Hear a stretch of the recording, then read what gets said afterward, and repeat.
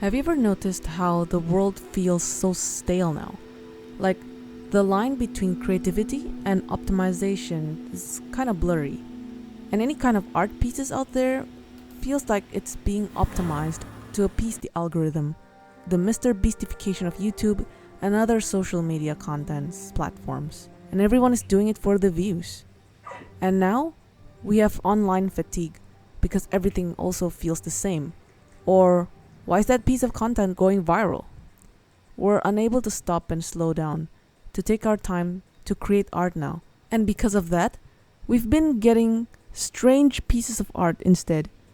Like the banana taped to the wall, endless sequels and remakes in the cinemas, highly addictive videos on social media, books promoted on book talks only to find out that these books seem to become popular because of their corn and their formulaic structured stories.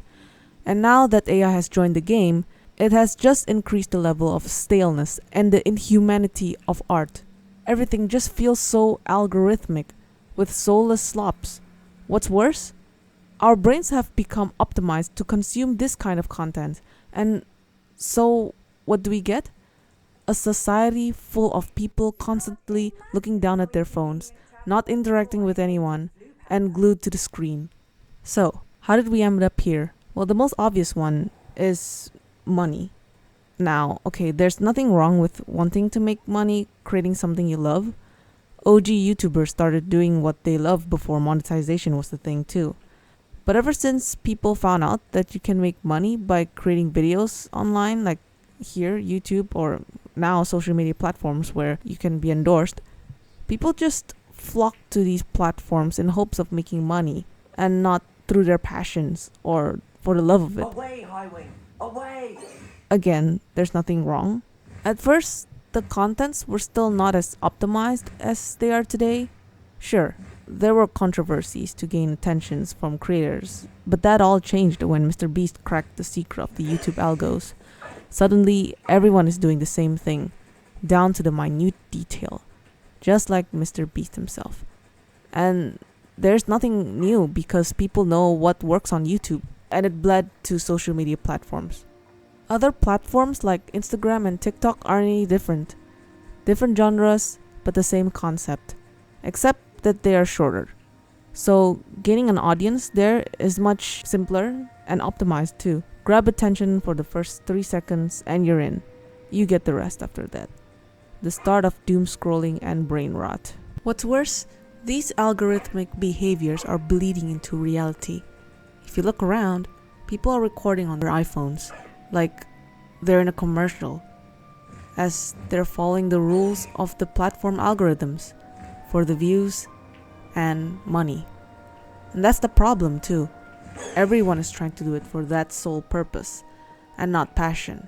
That's why we've been getting stale contents. It's also another reason why people are no longer posting on social media anymore, because it's all about performance and no longer for fun. No one wants to be patient anymore. I know sometimes I am like that, and I'm guilty of that too. Anyways, think about it. It took J.R.R. Tolkien 17 years to finish the Lord of the Rings series. Harry Potter took 5 to 6 years. Steve Jobs managed to get Apple up in 4 years but ended up being kicked out by his own investors.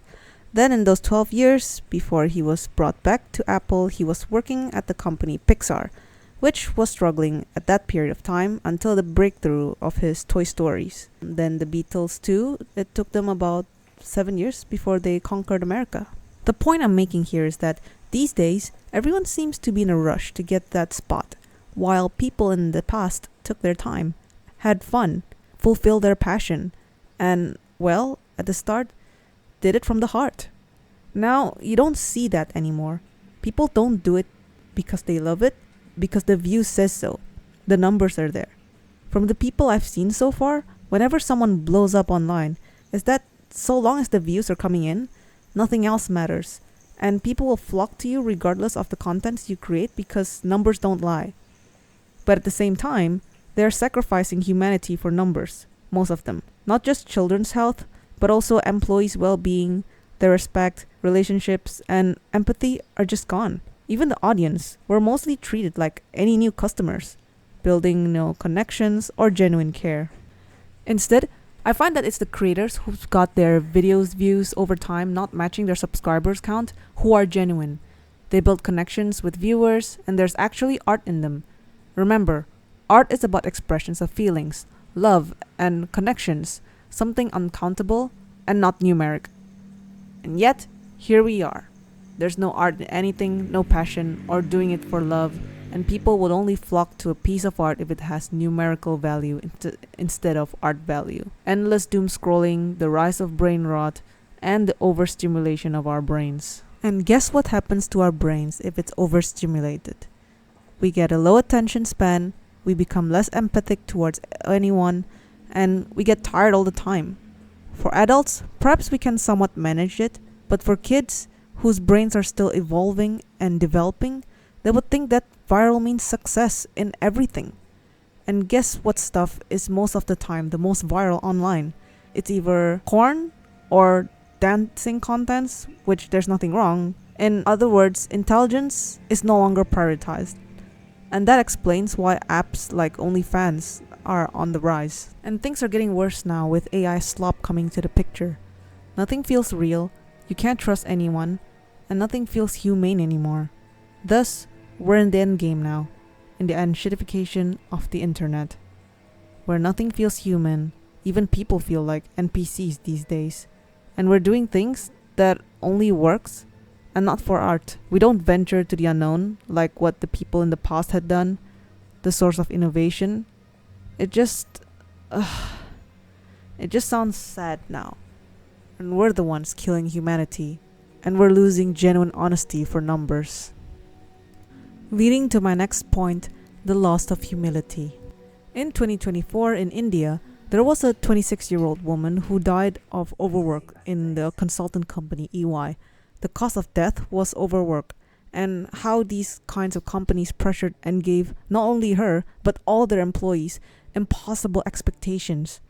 And these types of companies are notorious for these kinds of standards and behaviors, impossible expectations, and toxic work culture.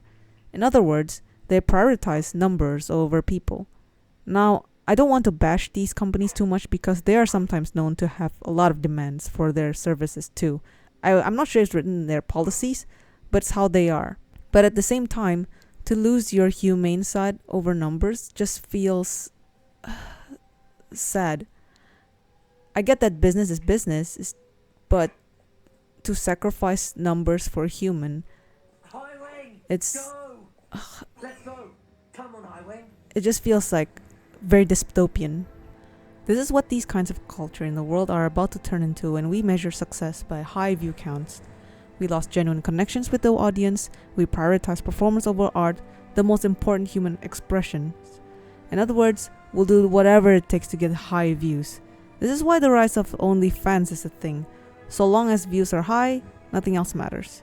Which also means the death to education. And it's happening as we speak.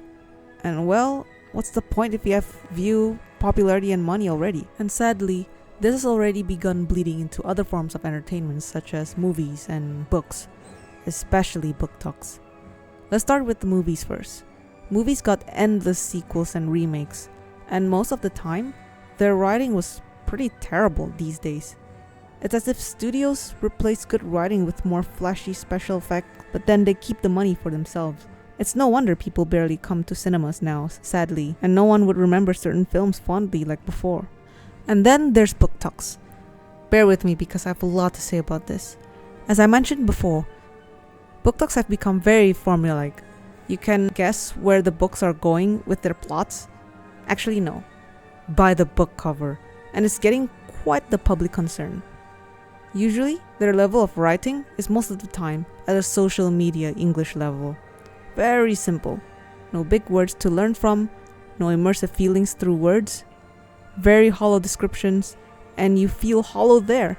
You don't feel anything through the words, the flow of the story, the feeling of the characters towards something, or what the place looks or feels like. And most of the time, these books are famous for their nudity and sexual themes, which is why they can be so popular, and it's sad. For example, I've read the Fourth Wing trilogy. Don't get me wrong, it actually has good world building. It's a mix of Hunger Games and somewhat 50 Shades, I mean, A Song of Ice and Fire also had an insane level of sexual themes, but when I first read it, I don't remember him describing it in great detail as Fourth Wing did. Then again, it's been a while since I read the book. Anyways, back to Fourth Wing. The nudity part is several pages out of the 500 pages, so maybe there's some forgivable parts on it, but I just don't really like reading those and I skipped through it anyways. What I don't really like is how it's the cliche book smart girl main character thrust into a job she doesn't like to prove to people who doubt her that she can do it. Then she'll fall in love with a toxic guy, gain the Chosen's power level, and only she can stop the end of the world. Like, these kinds of formulas somehow kept working. On top of that, the English level was quite basic. Very basic social media level. But other than that, I appreciate the world building, something we hadn't had in fantasy for a while. And the book also helped bring people away from the screens, so that's good. But then again, these stories are somewhat optimized. Simple English, formulaic plot, and erotic content. Like, as long as there's spice in there, people seem to go for it. And take note, because the English level is simple, kids can pick up these things and read them. So please be careful what your kids are reading.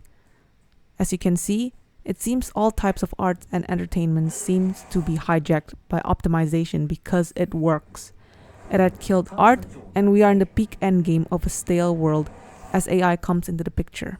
There have been complaints that certain pieces of art were taken over AI. There's a lot of news of people catching so-called creators claiming that they created something but it's 100% AI generated.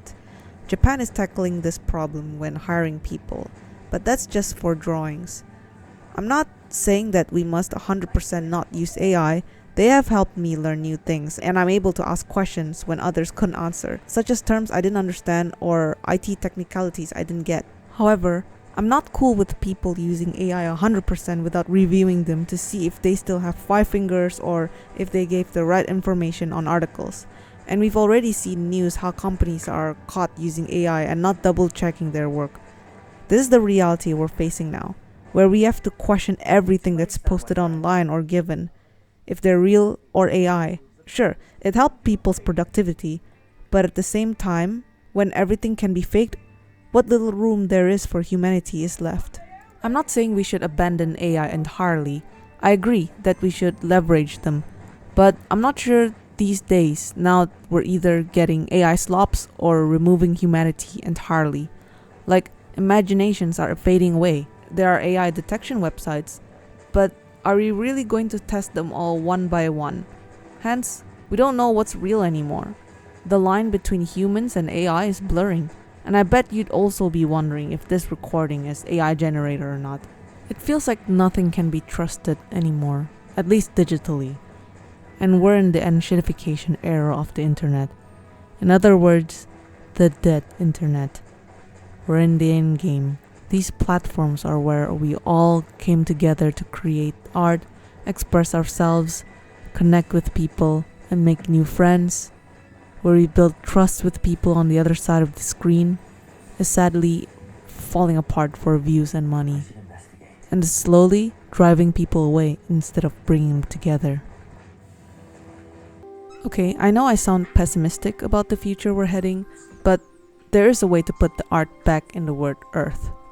And it's starting. If you noticed, there have been a lot of movements of unplugging to reconnect, sort of a hidden campaign such as YouTube. As you may have seen, a lot of YouTube videos are going back to how YouTube used to be, for fun, to connect with people, to express their feelings, and to create art. Best of, not thinking about views or monetizations. They're just raw videos, unedited, unscripted. I'm also joining the movement, as you can see. I'm not doing whatever Mr. Beast advised on how to make it on YouTube. It's a risk, I know, but well, my goal is to connect to my younger self and other people who may feel like they're exhausted, lost, and behind in life, wanting to unoptimize like I'm doing right now. And also, as they're watching this, they won't need to stimulate their brains. I want to do it for my audience and not for the algorithm. Other creators are also doing similar things, such as Ryan Trahan, Tommy Innit, PewDiePie, Jacksepticeye, Moist Critical, iShowSpeed, Asmongold, and many more. They are all unoptimizing from the algorithm and creating videos that they love. And generally speaking, I'm actually excited every time they upload something. Even people now are ditching social media to prioritize art over views. And that's the best news I've ever heard in my life. Because this means people are optimizing.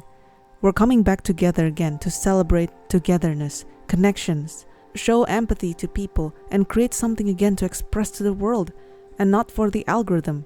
It's still subtle, but it's definitely there, and I can't wait what the future will hold. And if you're also learning to unoptimize yourself, the best advice I've ever received was when I was creating this channel is to do what you always love to do, to unlock your imagination and share whatever your heart wants to share with the world. Learn how to package it before you show it to the audience. I'm still learning, definitely too. This video may not be perfect, but I'm proud of what I'm creating here. Let's all create art again for humans, unoptimized, and not for the algos. It's okay to make mistakes, it just shows you're human. I hope you have a wonderful day, and I'll see you in the next one.